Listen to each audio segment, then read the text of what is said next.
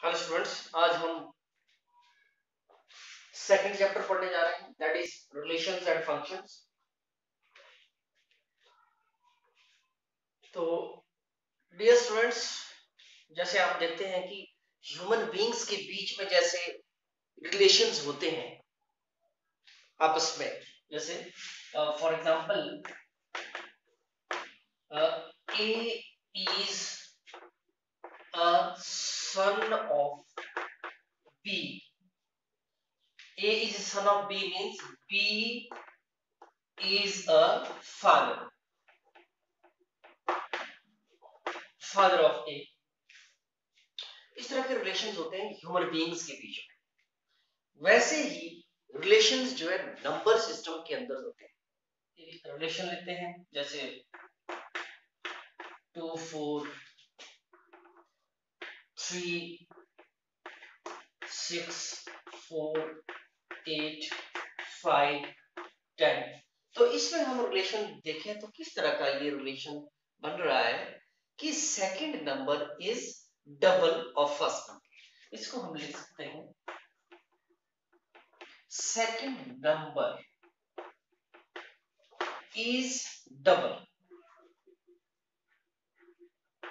of first number.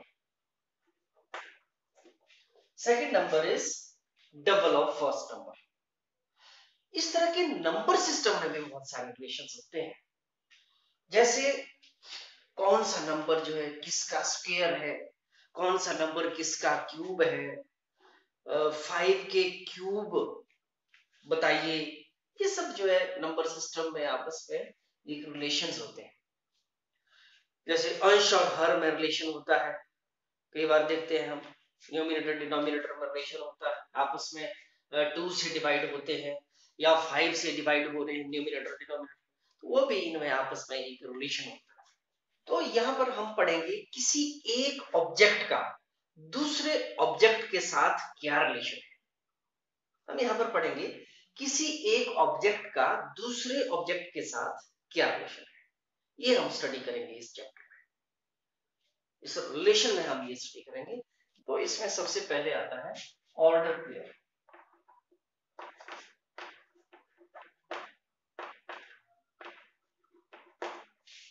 Ordered pair, ordered pair क्या होता है? ऑब्जेक्ट्स और एलिमेंट्स, ऑब्जेक्ट्स और elements in pair.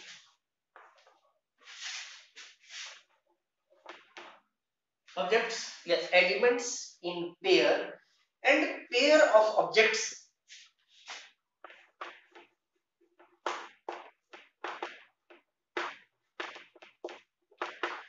Pair of objects या elements in a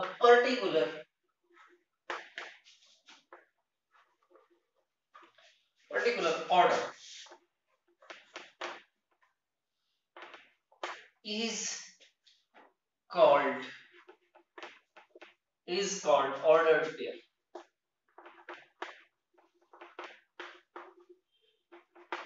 is called ordered pair। क्या बोला? ऑर्डर्ड पेयर क्या होता है? ऑर्डर्ड पेयर ऑब्जेक्ट या एलिमेंट्स इन पेयर। सबसे पहली बात, ऑब्जेक्ट बोले या एलिमेंट्स बोले या कोई भी मेंबर्स बोले, सबसे पहले आपने क्या पढ़ा है? सेट पढ़ा है। सेट में क्या क्या हुआ करते थे? सिंगल सिंगल एलिमेंट होते थे, सिंगल सिंगल एलिमेंट होते हैं and each element separated by comma and closed by curly bracket. यहाँ पर क्या है, जो एलिमेंट्स होंगे आपके वो जो है पेयर में होंगे। एलिमेंट्स, ऑब्जेक्ट्स या एलिमेंट्स इन पेयर, मतलब एलिमेंट्स के अलावा क्या हो सकता है? कोई और ऑब्जेक्ट्स भी हो सकते हैं, कोई और चीज भी हो सकती है। तो एलिमेंट्स और objects in pair and pair of objects in particular order. और जो पेयर ऑफ ऑब्जेक्ट्स होगा या पेयर ऑफ एलिमेंट होगा इनके जो पेयर होगा वो क्या होगा, किसी एक पर्टिकुलर ऑर्डर में होगा, इसलिए इसको कहा गया है ऑर्डर्ड पेयर। इसलिए इसको कहा गया है ऑर्डर्ड पेयर। जैसे अगर हम ये देखें, जैसे मान लीजिए A इज इक्वल टू क्या है, P Q है, A is equal to P Q है, ठीक है। तो ये इस ऑर्डर में दिया गया है, तो इसको अगर हम इस तरह लिखते हैं, इस तरह लिखते हैं कि Q P लिख दिया, इसको जो है हमने P Q, B को जो है हमने अब Q P लिख दिया।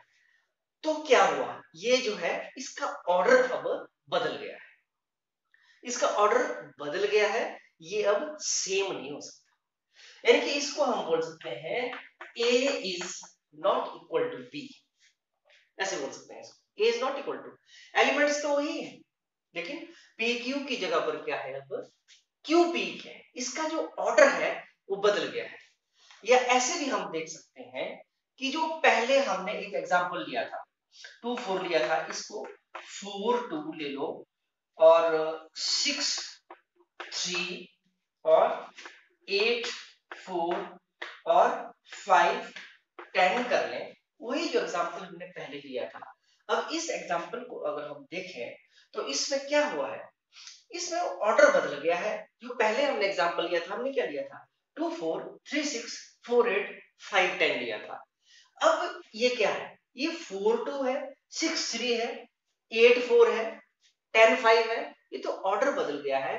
वो वाला पेयर, वो वाले जो पेयर थे और ये वाला जो पेयर है ये सेम नहीं है। अब ये सेम नहीं है, इनका ऑर्डर सेम नहीं है, इनका जो ऑर्डर है वो सेम नहीं है, ऑर्डर जो है अब बदल गया है। पहले था कि second number is double of first number, अब क्या बना, अब बना है second number is half of first।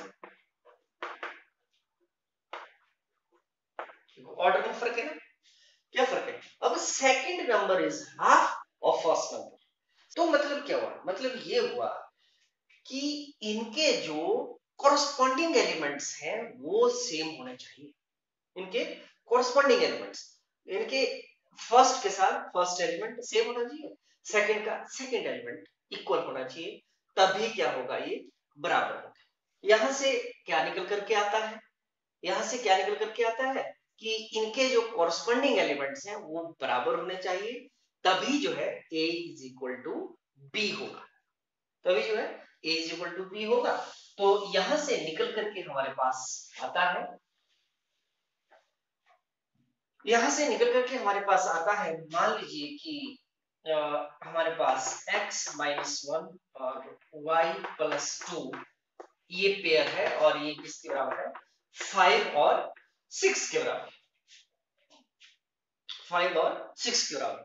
तो जैसा पेयर ये है वही पेयर है, कोई दो पेयर कब बराबर होंगे, जब उनके कॉरस्पॉन्डिंग एलिमेंट्स बराबर होंगे, जब उनके कॉरस्पॉन्डिंग एलिमेंट्स, इसका कॉरस्पॉन्डिंग एलिमेंट कौन सा है 5 और इसका कॉरस्पॉन्डिंग एलिमेंट कौन सा है, इसका कॉरस्पॉन्डिंग एलिमेंट 6 है। This implies x is equal to 5 plus 1 6 और यहां से 6 minus 2 y is equal to 4।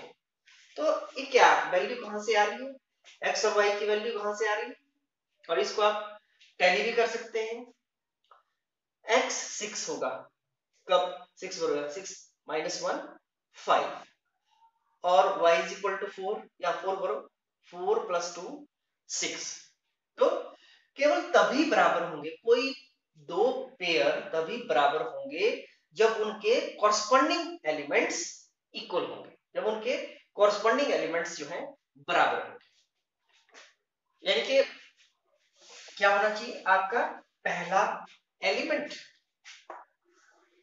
पहले के और दूसरा एलिमेंट दूसरे के इक्वल होगा, तभी कोई भी पेयर हमारे इक्वल होंगे, इसको हम A is equal to B फिर बोल पाएंगे। फिर है कार्टेशियन प्रोडक्ट,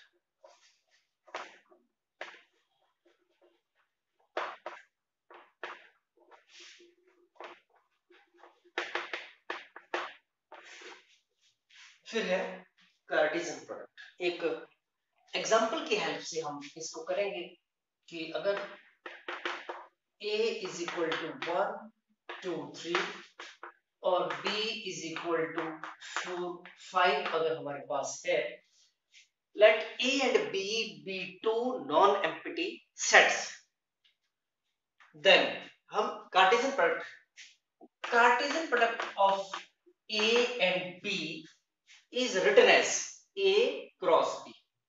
कैसे लिखते हैं इसको? a cross b। इसको हम पढ़ते हैं Cartesian product of a b। तो कैसे निकलेगा कार्टेशियन प्रोडक्ट?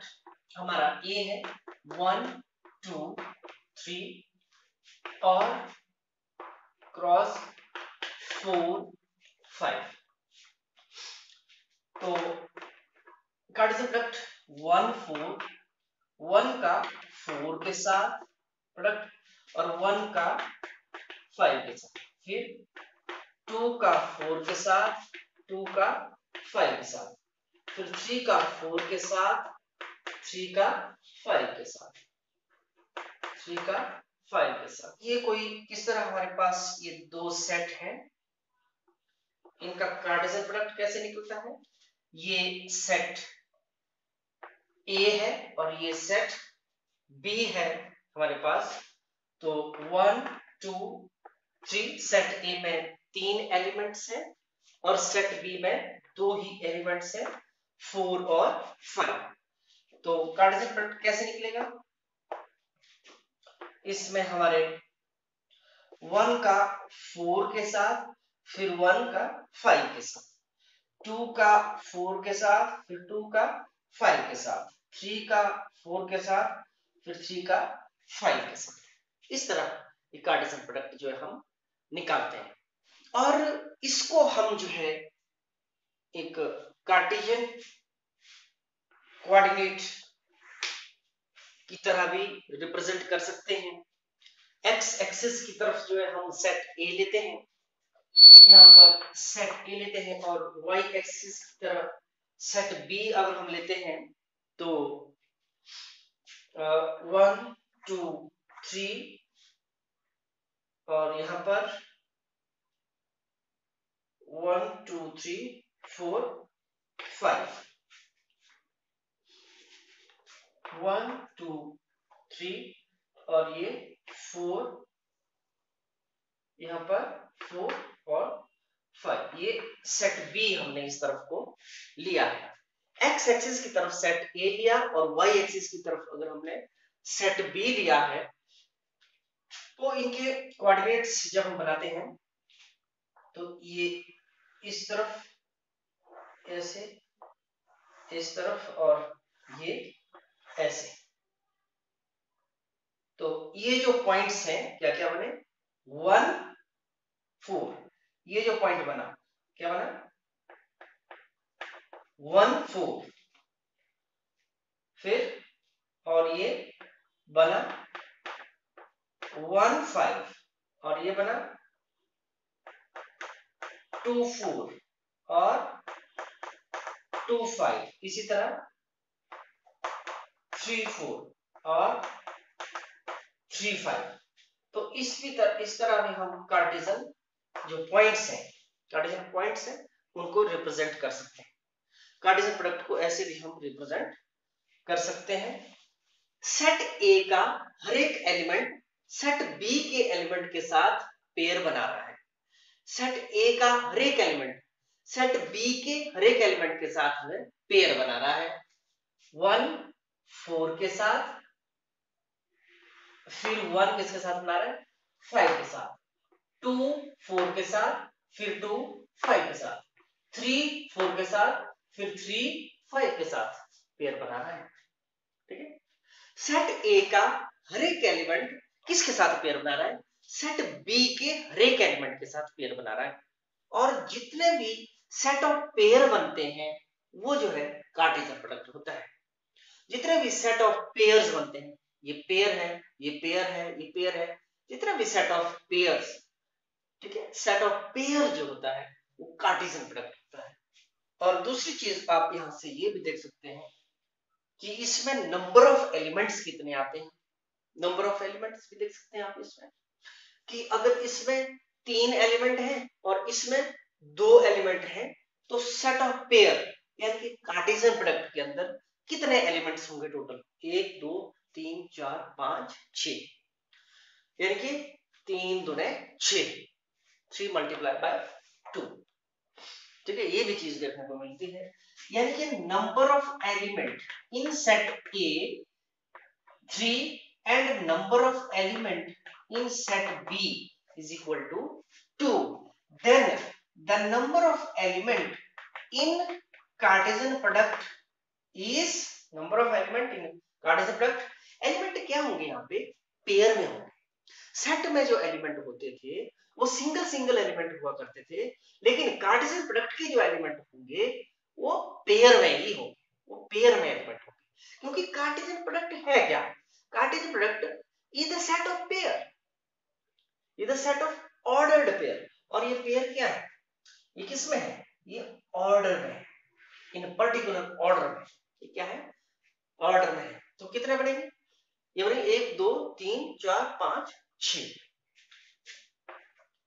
या हम इसको ऐसे भी लिख सकते हैं, दैट इज 3 मल्टीप्लाई 2 बराबर है 6, 3 मल्टीप्लाई 2 बराबर है 6। कोई एक पेयर ले लेते हैं, जैसे मान लो हमने 1 5 ले लिया, 1 5 किसका एलिमेंट है, ए क्रॉस बी का एलिमेंट है।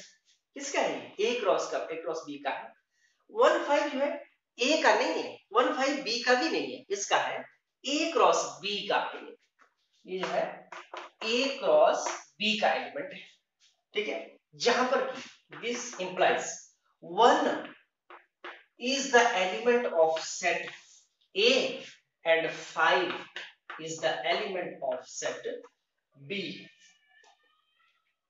ठीक है, 1 जो है फर्स्ट का ही एलिमेंट होगा, फर्स्ट सेट का ही एलिमेंट होगा, एंड सेकंड एलिमेंट जो है सेकंड सेट का एलिमेंट होगा, दैट इज सेट बी का एलिमेंट होगा। ये यहाँ पे खास बात है, या हम लिख सकते हैं x y belongs to a cross b, यानी कि अगर ये कार्टेशियन प्रोडक्ट के एलिमेंट हैं, देन दिस इंप्लाइज x जो है a का एलिमेंट होगा एंड y जो किसका होगा, सेकंड सेट का एलिमेंट होगा, that is y belongs to second set. आप यहां भी देख सकते हैं, हर एक जो फर्स्ट एलिमेंट है वो फर्स्ट सेट के ही एलिमेंट है, और हर एक जो सेकंड एलिमेंट है वो सेकंड सेट के ही एलिमेंट है। Definition, let A and B be two non-empty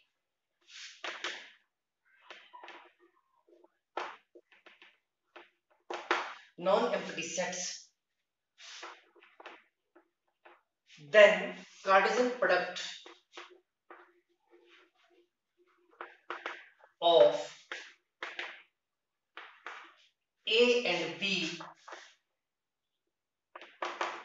that is A cross B, is a set of all order pair of elements, set of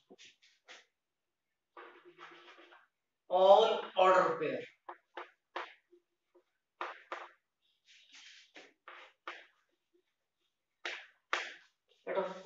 ordered pair of elements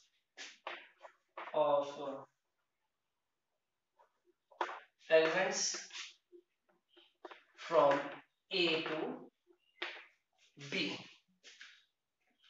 all ordered pairs of elements from A to B, and mathematically it can be written as A cross B,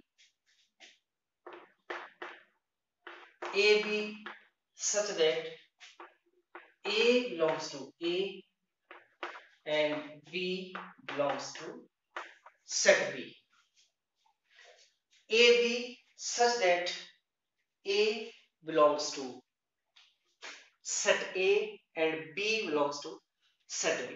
इस तरह हम इसको लिख सकते हैं, ये जो A है ये सेट A का एलिमेंट है और जो B है वो सेट बी का एलिमेंट है। इस तरह हम कार्टेशियन प्रोडक्ट को मैथमेटिकली रिप्रेजेंट करते हैं। क्या होता है कार्टेशियन प्रोडक्ट, जो हमने एग्जांपल अभी अभी किया, let A and B be two sets, two non empty sets. बहुत इंपॉर्टेंट बात है, क्योंकि अगर एक भी सेट एम्प्टी होगा तो कार्टेशियन प्रोडक्ट नहीं निकल पाएगा। अगर एक ही सेट होगा तो कार्टेशियन प्रोडक्ट नहीं निकल पाएगा। इसलिए let A and B be two non empty sets, then Cartesian product of A and B, that is A cross B. Cartesian product को कैसे रिप्रेजेंट करेंगे, that is A cross B. क्या होता है वो, जैसे हमने किया, वो क्या होता है, set of all ordered pair.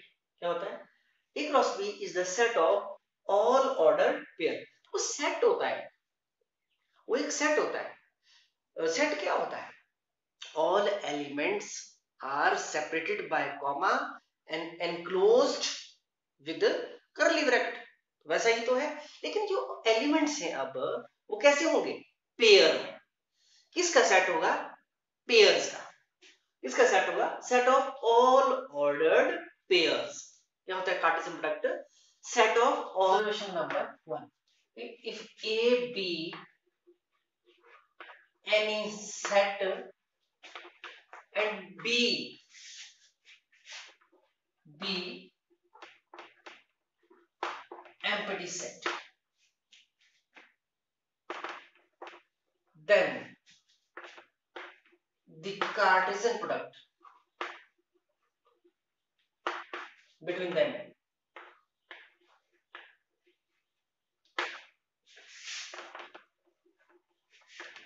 is equal to 5। कैसे, मान लीजिए A है हमारे पास 1 2 3 और B है हमारे पास 5, B भी empty set, then Cartesian product between these two क्या होगा, 1 2 3, और Cartesian product, यहाँ तो एलिमेंट ही कोई नहीं, किसके बीच में कार्टेशियन प्रोडक्ट निकालना, कौन से सेट ऑफ पेयर आएगा, कोई भी सेट ऑफ पेयर नहीं आएगा, क्योंकि यहाँ पर तो एलिमेंट ही नहीं है। तो इसलिए दिस इज इक्वल टू 5। ये भी कार्टेशियन प्रोडक्ट भी क्या रहेगा, 5 रहेगा। ठीक है, and number of element in this set, number of element कितने होंगे, 0। सेकंड ऑब्जर्वेशन है कि if A and B to infinite sets, then their Cartesian product also infinite। इनका कार्टेशियन प्रोडक्ट भी क्या आएगा, इनफाइनाइट ही आएगा। सेट ऑफ ऑड नंबर 1 3 5, और B को हम ले लेते हैं इवन नंबर 2 4 6, और ले रहे हैं इनको कैसे, इनफाइनाइट। डॉट लग गया आगे, कोई इसका मतलब इनका कोई अंत नहीं, इनफाइनाइट नंबर है। तो इसका हम कार्टेशियन प्रोडक्ट निकालेंगे, सेट ऑफ पेयर्स जो बनेंगे वो भी कैसे बनेंगे, इनफाइनाइट। वो भी एक इनफाइनाइट सेट होगा, टू ऑर्डर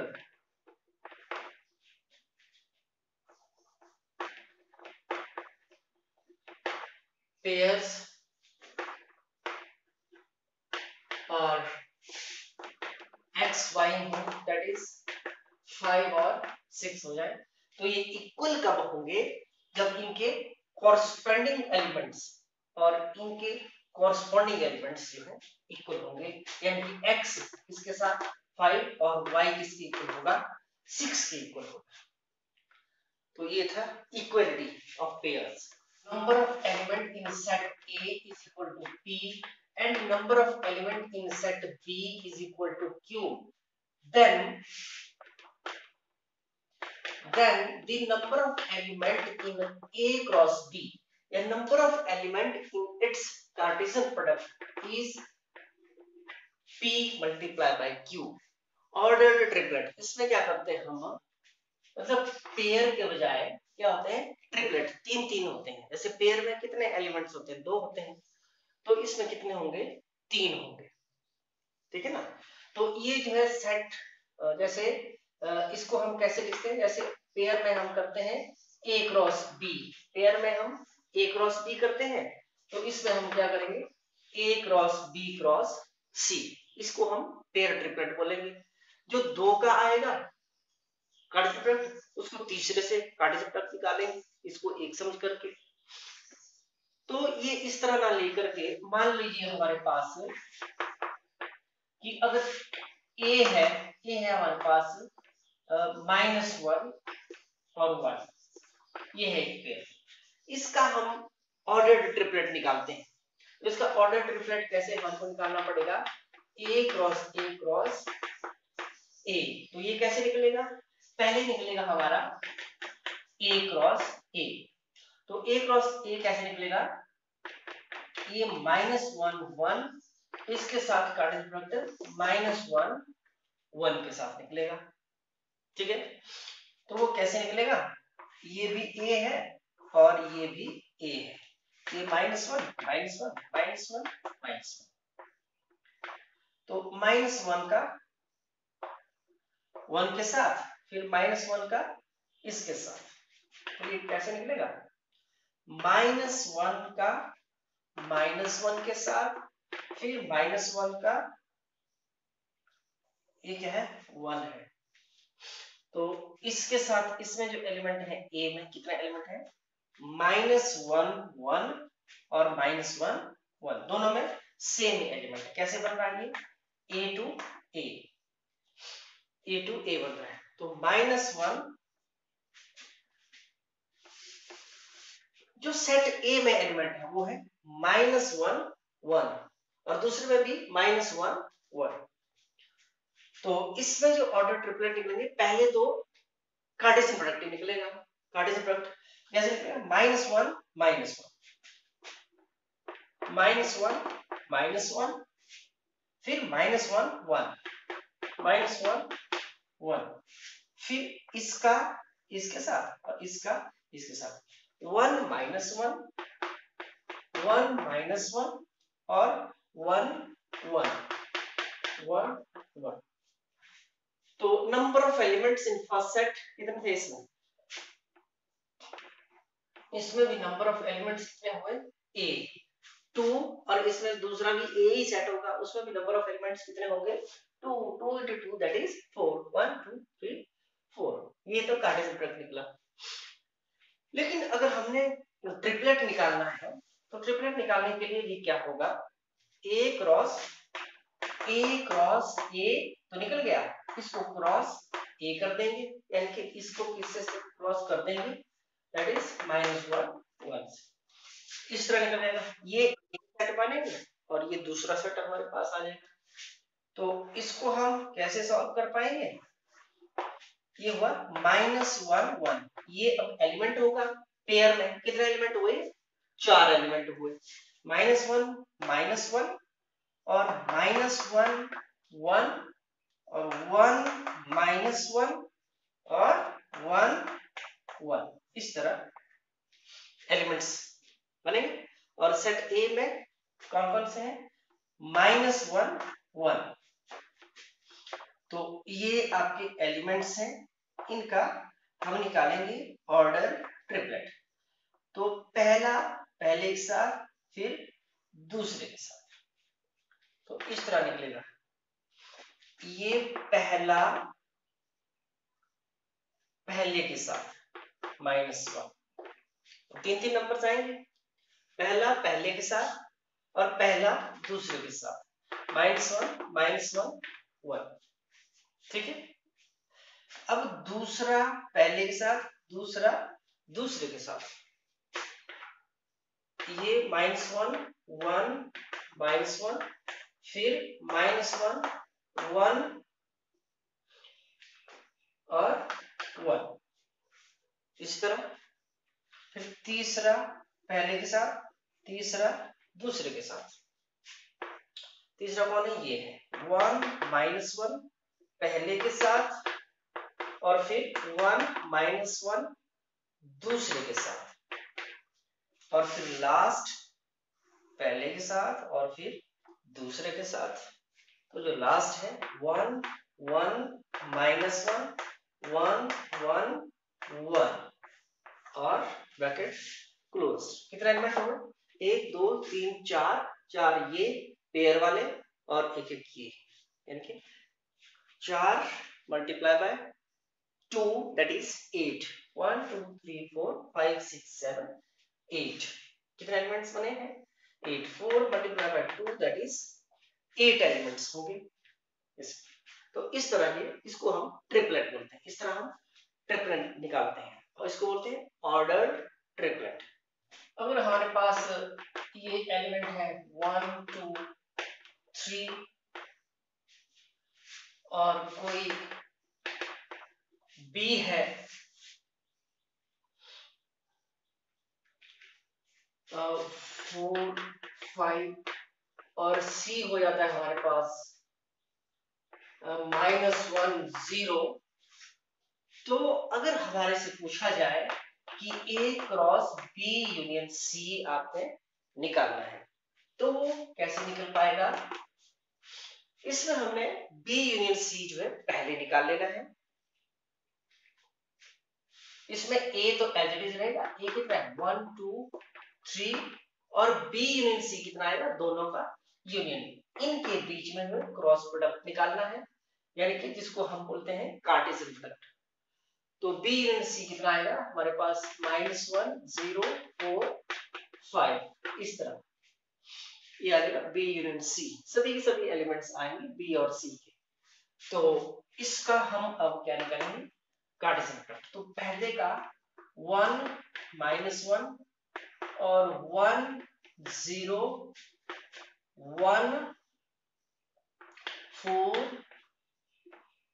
और 1 5। इसी तरह 2 -1 2 0 2 4 2 5 3 -1 3 0 3 4 3 5। तो इस तरह हम निकालेंगे। यहां पर हमें क्या निकालना पड़ा?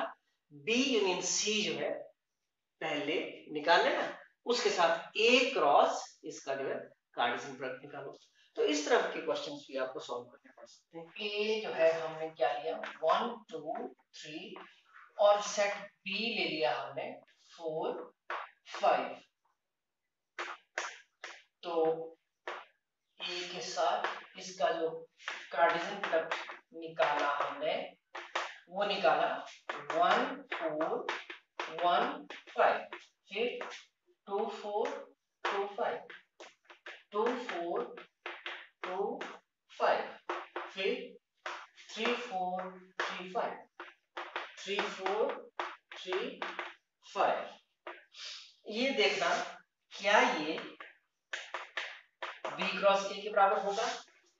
ये B ले लिया और ये A ले लिया, तो ये B और ये A। B है 4 5 और A है 1 2 3। तो 4 का 1 के साथ, 2 के साथ, 3 के साथ, 4 का 1 4 2 4 3 और 5 का 1 के साथ, 2 के साथ, 3 के साथ, 5 का 1 5 का 2 के साथ और 5 का 3 के साथ। नंबर ऑफ एलिमेंट्स इक्वल होंगे लेकिन ऑर्डर पेयर बदल जाएंगे, तो ये जो है कभी भी बराबर नहीं होगा। ये क्या है 1 4 1 5 2 4 2 5। ये देखो, ये तो 4 1 है, 4 2 है, 4 3 है, तो ये क्या है? सब चेंज है। इसलिए A क्रॉस B जो है कभी भी B क्रॉस A के बराबर नहीं होता। इसमें नंबर ऑफ एलिमेंट्स सेम रहेंगे, but number of element in A cross B is always equal to number of element in A cross B. B cross A ये तो इक्वल होगा, but A cross B is not equal to B cross A, ये कभी भी बराबर नहीं होगा।